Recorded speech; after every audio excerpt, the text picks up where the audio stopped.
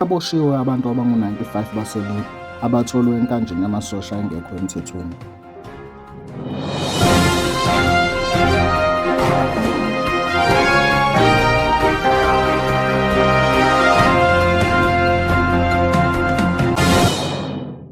Abantu abangu-95 baseLibya baboshwe enkanjeni yamasosha engekho emthethweni eNelspruit, eMpumalanga, bavela enkantolo yemantshi yase-White River ngoMsombuluko.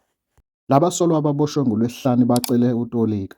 Lihlehlisiwe icala labo ukuze kutholakale utolika. Okhulumela uMnyango Wamaphoyisa Esifundazweni, uColonel Donald Mdluli, uthe imantshi iphinde yaveza ukuthi bangaba nommeli. Icala labo lihlehliselwe u-5 Agasti. Ukuboshwa kwalaba abangu-95 baseLibya kulandela ukugasela kwamaphoyisa aseMpumalanga ePlazini, lapho bevundulule khona isizinda samasosha esiyimfihlo esisetshenziselwa ukuqeqeshwa kusukela ngo-Ephreli.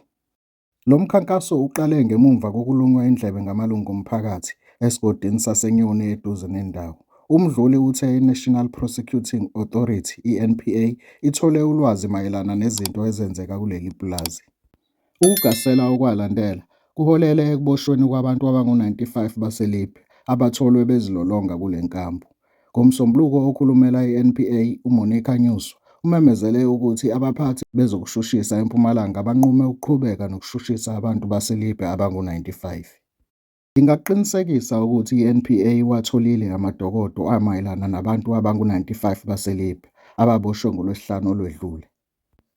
Okwamanje i-NPA isithathe isinqumo sokushushisa bonke abantu baseLibya abangu-95 ngamacala okuqamba amanga ngesicelo samavisa abo.